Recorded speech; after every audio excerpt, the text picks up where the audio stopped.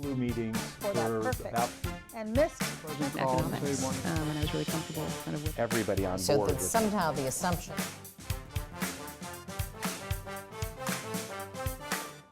Good afternoon, and welcome to the Voices in Leadership, a series focusing on the nexus of science and leadership to create positive change in public health.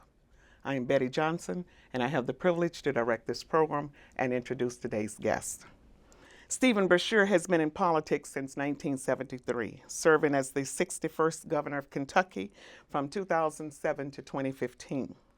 Prior to that, he served Kentucky as Attorney General, Lieutenant Governor, and was a member of the Kentucky House of Representatives. As governor, Mr. Beshear expanded the Medicaid program under the Affordable Care Act. He launched the Kentucky Health Benefit Exchange, benefiting over 500,000 Kentuckians. These actions reduced the state's uninsured rate from over 20% to 8%. For the first time in history, every Kentuckian would have access to affordable health insurance. In President Obama's 2014 State of the Union address, the former governor, got a shout out by the president on Kentucky's accomplishments on the ACA. The president also quoted from one of Governor Beshear's speeches and ended with the line, "Steve's right." Now, why am I telling you this? Turns out the governor's staff had some fun with the phrase, so much so that they got T-shirts made up with that phrase. For months later, they went around speaking in slight mocking but endearing tones to rush to do whatever the governor asked, even minor little tasks, because after all, Steve's right. Most recently, Governor Beshear was tapped by the Democratic Party to give the response to President Trump's recent address to Congress. He currently is a senior member of the law firm of Stitz and Harbison and is also a senior leadership fellow here at the school. Before I turn this session over to today's interviewer, Dr. John McDonough, Professor of the Practice of Public Health and Director of the Center for Executive and Continuing Professional Education, please join me in welcoming Governor Steve's Right, Beshear, to the Voices in Leadership series. So, Governor, welcome. Thank you. Thank you for joining us today. I should note that you are a soon-to-be published author. You have a book coming out called People Over Politics, so good luck on that. Thank you, thank you. I understand in the next few days you might be able to pre-order it on Amazon.com. Okay. So All I right. thought I might mention that. I hope I can be first. So you were governor for 8 years. You've known dozens and dozens of other governors over your time. How does one get to be a governor, and how did you get to be governor? How does this happen? You wake up one morning and, geesh, I'm governor. How does this occur? Well, actually, it's to me, a fairly interesting story. John, I probably wouldn't be governor if it wasn't for a Republican. And you know, I'm a lifelong Democrat, but you go back to the last century when I was a young person, and I was pretty much a rising political star in Kentucky. I had won a House seat in the State House at age 29, and I'd served 6 years. Then I ran for Attorney General, which is a statewide office, and I won that. Then I ran for Lieutenant Governor, and I won that. So at 43 now, I'm ready to run for governor. And you know, I'd sort of been pointing toward this all my adult life, and so I ran, and I lost. I didn't just lose, I lost. I was third in a 5-way race, and quite honestly, I was just devastated. You know, you point toward something all your life, and then you lose, and you not only lose, but you lose in front of 4 million people. And that's quite a blow to your ego. And it was at that time that I came across a quotation from Teddy Roosevelt. Roosevelt had given a speech in Paris, France, I think in 1910, and it's now a famous quote, but it's called "The Man in the Arena," and it, paraphrased, basically says, you know, it's not the critic who counts, it's the person that's actually in the arena and whose face is covered by blood, sweat, and dust, and who is striving valiantly. And if in the end he succeeds, at most he gets the triumph of high achievement. But if he fails, he at least fails while daring greatly. And in either event, he will never be among those who are sitting on the sidelines and know neither success nor failure. So that was kind of a consolation prize, I guess. You know, when you lose like I did, and your life's kind of over politically. So, you know, I got up on my feet, dusted myself off, and basically got back in the law practice and became a successful lawyer and a community banker. Things went very well for 20 years. Then in 2006, there were a small group of us that were just trying to find a credible Democratic candidate to run against the Republican incumbent. And come that November, before the election in the next year, every one of them basically said no. And so a friend of mine looked at me and said, well, you're going to have to run. And I literally laughed at him and said, look, I've been there, I've done that, and jokingly said, you know, come on down to the office tomorrow with $10 million and we'll talk about running for governor. But he said, no, I'm serious. And during the course of the next few weeks, as we were talking about this, he handed me a card. Guess what? Teddy Roosevelt, the man in the arena, was on that card. And you talk about sending a chill up my spine. And he had no idea of how that quotation had been a part of my life 20 years before. But to make a long story short, I got back in the arena and won the primary, a 7-way primary that May, and then beat the Republican incumbent in November. So, you know, finally I had known that triumph of high achievement that Roosevelt talked about. But I tell you, I appreciate it more, quite honestly, because I'd gone through the other before. And that is a kind of an illustration, John, of, to me, one of the main traits you got to have to be a leader. And that's the daring to fail. That's why we entitled this session that, because if you're not willing to take a risk, if you're not willing to lose, because anytime you take a risk, there's a chance you're going to lose. Mm-hmm. If you're not willing to do that, then you're, in my mind, you're never going to accomplish a whole lot. Mm-hmm. So 8 years as governor and other positions of leadership, dealing with all kinds of leaders, presidents, vice presidents, others. What are the essential lessons in leadership that you've learned in your years in the arena? Well, obviously, that's the first one, willing to take a chance, willing to take a risk. But then also very important is surrounding yourself by people who are smarter than you are. Now, in my situation, that's not hard to do, but that's what I did as governor. And on my staff, I had people kind of all persuasions, you know, not just people who would agree with me on everything, but then I listened to them. And that's one of the hardest things for a politician to do, is to keep their mouth shut and listen. I mean, we most times just want to talk, and we know all the answers. Golly, just listen to me. And instead, the more we can listen, the more you learn and the better decisions you can make. And I encourage my folks to disagree with me. You know, I would tell them, look, if all you're going to do is sit out here and tell me how great I am, I don't need you, because I know how great I am. You know, I need you to disagree with me. When you really do, tell me, you know, where I'm off. Because in the end, I've got to make the decision, and I'm comfortable with that. But I can make the best decision if I hear all sides of this and am able to consider all the angles of a decision to make. You know, obviously you've got to be patient. You've got to be persistent.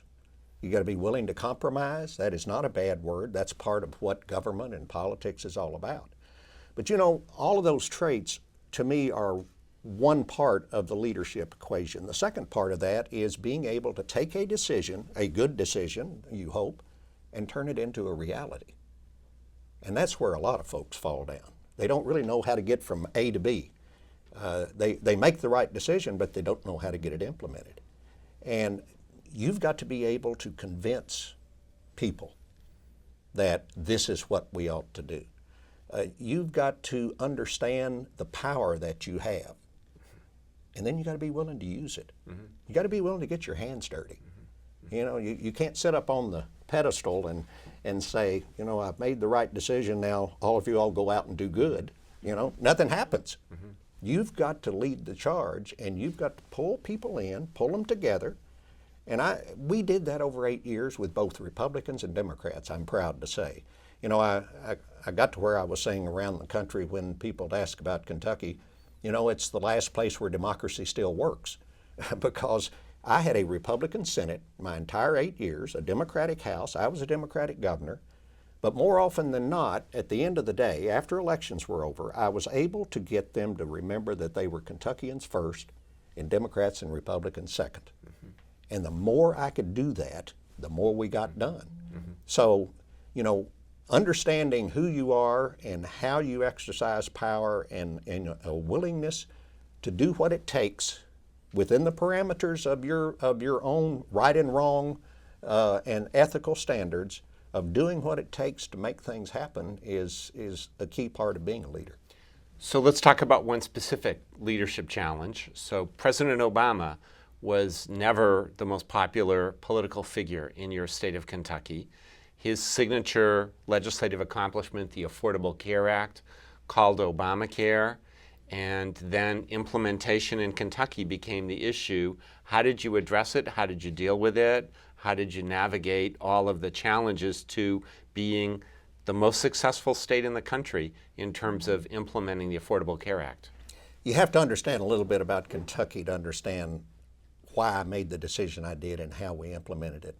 You know, Mark Twain was once quoted as saying, "When the world comes to an end, I want to be in Kentucky." Because everything in Kentucky happens 20 years later. Well, you know, there's some truth to that, because while Kentucky's made progress in lots of ways, we have been held back for decades by fundamental weaknesses. And among the biggest weaknesses is poor health. Ever since they started keeping statistics, we've been at the bottom, you know, and as a governor, and other governors will tell you this, you can't really do a whole lot about that. You can do some things, but healthcare is such a big, complex, expensive issue that governors don't have the resources to make huge movements. You know, I expanded the CHIP program. I did some things like that, but quite honestly, if you'd told me going in as governor that I was going to come out being known as the healthcare governor, I would have said, you've lost your mind. You know, no way that we can really affect much change there. But then along came the Affordable Care Act. And all at once, here was a tool that you could take, and if you were wise enough to implement it in the right way, you could change the course of our history in Kentucky in terms of health. And so, you know, it passed, then it got in the courts, and we were very quiet in Kentucky because, as you pointed out, President Obama has about a 30% approval rating in our state. And so we very quietly started planning. We took every federal dollar we could get a hold of to do the planning. And you know, I had two decisions to make. You know, are you going to have your own exchange, or are you going to go with the federal exchange? And that was a pretty easy decision because all of our stakeholders felt like we should have our own exchange, that we could design one that would fit Kentucky's situation better than just a cookie cutter approach, so to speak, with the federal exchange. The other decision was a lot tougher, and that was to expand Medicaid.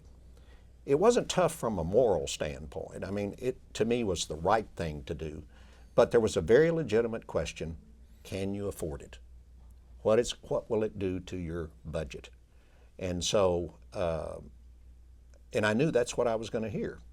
So I asked PricewaterhouseCoopers to come in and do a study. I said, I want you to look and make projections about what this is going to do to my budget, what it's going to do to the state. You know, is it going to bankrupt us? Tell me what you see. In 6 months, they came back in, sat down, looked at me across the desk and says, Governor, you can't afford not to do this. Because over the next 8 years, you're going to have about $15 billion funneled into your economy. You're going to create about 17,000 new jobs, and you're going to have a positive budget impact on your budget. Well, obviously I had what I wanted then. I had objective outside evidence from a highly credible international firm that said this was a smart thing to do economically. So we announced it, and then we planned on our exchange, and most people probably know this story, but quite honestly, on the midnight before October 1, 2013, after all the planning, after all the testing, we basically crossed our fingers, said a prayer, and flipped the switch. And it worked. You know, the federal exchange didn't work well at first. Ours worked. And all at once, we became a national model. And I'll tell you, it was funny. I mean, we're on the NBC Nightly News and CBS, ABC, all of them, you know, and they're all talking about Kentucky. And I had Republicans coming up to me who didn't like what I was doing, but saying, boy, I'm really proud. Did you see us on, did you see us on national television, you know? So it was really an amazing thing, but the most amazing thing, honestly, John, was what happened. I mean, people came out of the woodwork. There was such a pent-up demand for health care in Kentucky that you know, people just said, I'll give this a shot, I'll at least look at it. I went around the state selling it in these terms. I said, look, you don't have to like President Obama, and you don't have to like me, because it's not about him or me, it's about you and your family and your kids. So just do me a favor, it won't cost you a dime, just go on that website and take a look and see what you might get. And I'll promise you, you're gonna like what you see. And so they took me at my word and they looked, and boy, did they like what they saw, because, I mean, in 18 months, John, we went from over 20% uninsured down to 7% uninsured. Biggest drop, I think, in the country. Yes, number one. And it's continued. Now, after that first year, of course, I still had critics. The critics at first said this will never work. Well, of course, we proved them wrong on that. So then they'd move to, we can't afford it. So after the first year, I asked Deloitte Consulting, another international firm, to come in, and I said, look, we've got 1 year's worth of actual data now. I want you to take this data and make new projections. And they took some time, they came in and said, well, I hate to tell you, but PricewaterhouseCoopers was wrong in that last study. They weren't optimistic enough, because they said that you were going to create 17,000 jobs in 8 years. You've already created 12,000 in the first year. They said you were going to get about 15 billion over 8 years infused into your economy. You already have about 1.3 billion, and it's going to be more like 30 billion over 8 years. And it's going to have, as they said, a positive impact on your budget. So the proof was there, and it's been there ever since. I mean, people now are covered, and they're taking advantage of all the preventive care that's available to them. They're getting the screenings for cancer and high blood pressure and cholesterol and diabetes, and it's just been amazing to see our people. They still don't like President Obama, but they sure like the health care that President Obama gave to them. And about 10 days after we launched our website and our state-based exchange, the president called me, because, you know, they were having trouble with theirs. And he called me and he said, Steve, I just want to tell you, first of all, thank you. Thank you for showing the world that this can work. And I said, obviously, Mr. President, you know, you gave me the opportunity to do this. I'd never be able to do this if you hadn't passed this law. And you know yours is going to work. It's just going to take some time. So we talked for a minute or two, and then he ended up by saying, you know, do you have any texts you could send me up here to help us? You know, it was an amazing ride, and I'm proud of what we did because of the effect it has on our people. So let's jump forward to today.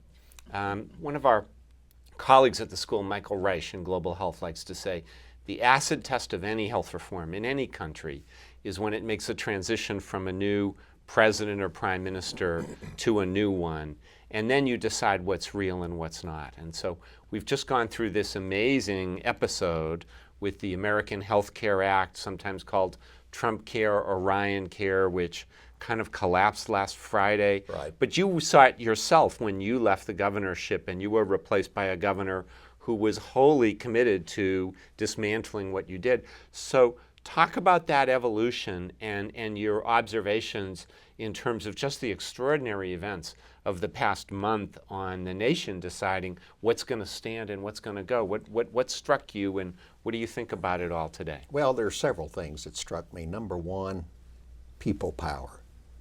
That struck me because, you know, in recent times, people won't get involved. They just kind of won't go out. They're sitting in front of their TV set or they're on the internet, and they won't get involved anymore.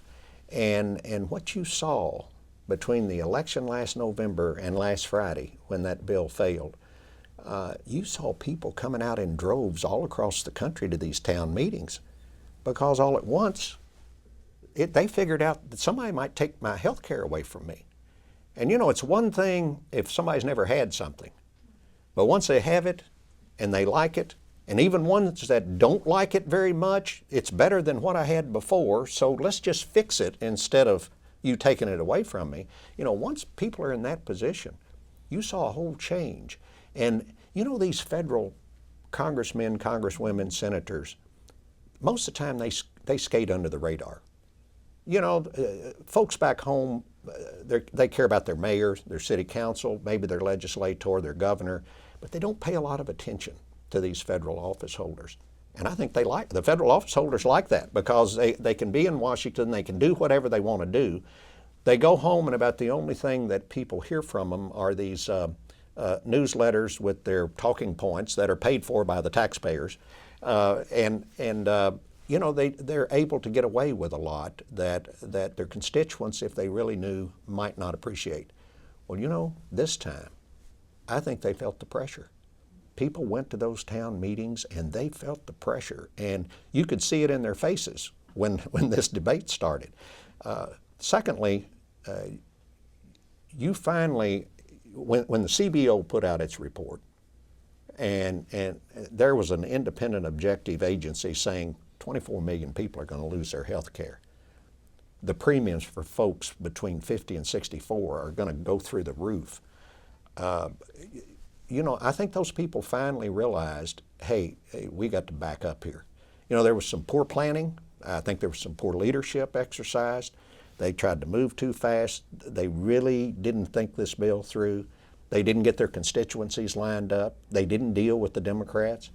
And you know, this is about people. I know that they want to say it's about politics, but it's about people. It's just about human beings. You know, these folks out there that have this coverage, they're Republicans and Democrats too. They're Americans. And if we don't start thinking like that, then we don't have much of a future. It's time that these folks in Washington think more like what some of us do out in the States, and that is, you know, after elections are over with, you know, it's time to kind of put politics aside. I know it's always there, but by golly, put your people first and politics second, which is the title to my book, needless to say. People over politics. So in February, the newly inaugurated President Trump gave a major address to a joint session of Congress where he blew the trumpet to repeal Obamacare, and you were chosen to deliver the response to the president's address. How did you get chosen to do this? How did that happen? And then what's it like to deliver the response to a presidential address? I mean, how does it feel, and what's going on, and what was going on in that restaurant? Well, I've heard lots of comments, so I'll talk about them. First of all, if any of you out there were surprised when you saw this older, white-headed guy with this West Kentucky twang giving the response to President Trump, you weren't any more surprised than I was when I got that call. Senator Schumer and Speaker, I'd like to say Speaker Pelosi, Leader Pelosi, called me and asked me to do it. And they asked me to do it, I think, for two reasons. One is that from a political standpoint, a large group of people in this country, working class people, people that work on the assembly lines and in the factories, that have always been the backbone of the Democratic Party, have been leaving that party lately and voting in other directions. And I think everybody felt it's because we weren't communicating to those folks in a way that they felt like we cared about them. And so when you heard that West Kentucky twang, I look like them, I sound like them, because I am one of them. I think that was part of it, that they wanted the Democratic Party to start talking to Middle America again. And I think the second thing was they knew this health care fight was coming. And there's not a place in the country that's been more successful in implementing the Affordable Care Act than the Commonwealth of Kentucky. And so they wanted the spokesman that did it looking America in the eye and looking the president in the eye and saying, this works. Yes, it needs some fixes, but this works. And apparently that worked, because it wasn't a week later that the White House had sent the Vice President, Mike Pence, to Kentucky to give a speech and say what a disaster it was in Kentucky, which of course is not true, and the facts speak otherwise. And then a week after that, the president himself came and came to Kentucky and said the same thing. I didn't know I was so powerful to move the two top elected officials in the country like that. But I do think it centered the focus on health care. Mm-hmm. Now, you talk about sitting in a diner in Lexington, Kentucky, my hometown, where Jane and I live now, and giving that. Number one, it was a tremendous honor for me, but when you're thinking, you've got a screen over here and you're just seeing the president wind up, standing up there in the halls of Congress with all the pomp and circumstances, and here I am sitting here in a chair without a coat and tie, and we're in a diner. It's a little bit of a different look. And who were those people behind you? They were mannequins. Okay. Well, that's what some people said, because in ABC News, ABC was the pool network, and they were the ones that said, now look, nothing on the tables. Don't anybody move, because you'll distract from the governor giving his talk and everything. So, they were all sitting there like this. And I heard some about that. But let me say this. I saw some comment that said, well, why are we even trying to talk to those people out there? At most, we might be able to get 4 or 5% of them. Well, let me tell you something. You give me 4 or 5% more, and I'll win 9 out of 10 races in this country. Mm-hmm. I'll win almost every swing district in Kentucky for Congress, and for the United States Senate, I'll win almost every governor's race. I'll win legislative races, because that's about what usually happens in a race. I mean, it's usually not more than 4 or 5% difference. So that's why.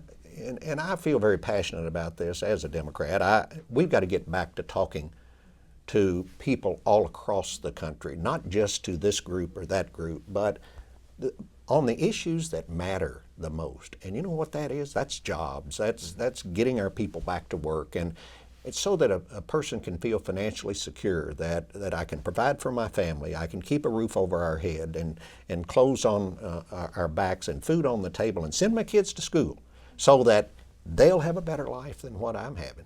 Mm-hmm. And that's kind of the American dream. And we've got to get back to talking about providing that kind of opportunity, removing the obstacles out of people's ways so that they've got a chance to succeed and realize that American dream. Mm-hmm. So we're almost out of time. One final thing. So you've been here at the Harvard Chan School of Public Health and around here with our students and other folks. I don't know if you feel like a fish out of water up here or not, but what's your observation about the time that you've been able to spend here, and what have you observed about being in academia in this public health environment, and what's a key takeaway you would like people to remember and recall from your time here? Well, first of all, it's a great experience, and I'm still going through it. And the biggest plus for me is being in that classroom with those students. Number one, I know they're smarter than I am. But number two, I hope I can convey to them some of the practical sides of life and getting things done. Because the leadership things that I talk about, obviously they're from a political angle, because that's what my life's been. But they can take those different traits no matter what they do, no matter what line of work they're in. I mean, those traits can help you be successful, whether it's in your church or synagogue or mosque or in a nonprofit that you're working with or in your everyday work that you're doing. And the thing that I want them to take away more than anything is you can do anything you are big enough to think you can do. In the end, do not dream small. Reach out and go for that brass ring. If you don't happen to get it, you back up and you start again and you go after another brass ring. But life is out there for you to grab. And they start off with such a elevated position at this great school. I mean, you know, man, oh man, to come off of an education here at Harvard and to go out in that world, I mean, you got one leg up already. But you got to take it and make it for yourself. You know, you got a good foundation, but in the end, you've got to grab hold of the future and make it your own. But these people have the talent to do that, and they're the leaders of tomorrow. And if they want to make change happen, they can make change happen. You can make it in a big way, if you happen to be up on some political level, maybe. But you can make it, you know, in the rehabilitation center, where 1 out of those 10 people gets back up on their feet and becomes a productive member of society. And if you've helped that happen, you've changed this world. Okay. So, Governor, thank you for your public service and for the many contributions you've made. If you like this, there's a book coming out called People Over Politics on Amazon very shortly. Get your advance copy, and maybe you could bring it by and people could get your signature on it as well. Governor, thank you for being with us today. Thank you, It's an John. honor. Thank you. If you are interested in supporting this program and others like this from the Leadership Studio at the Harvard T.H. Chan School of Public Health, please call 617-432-1318 for further information.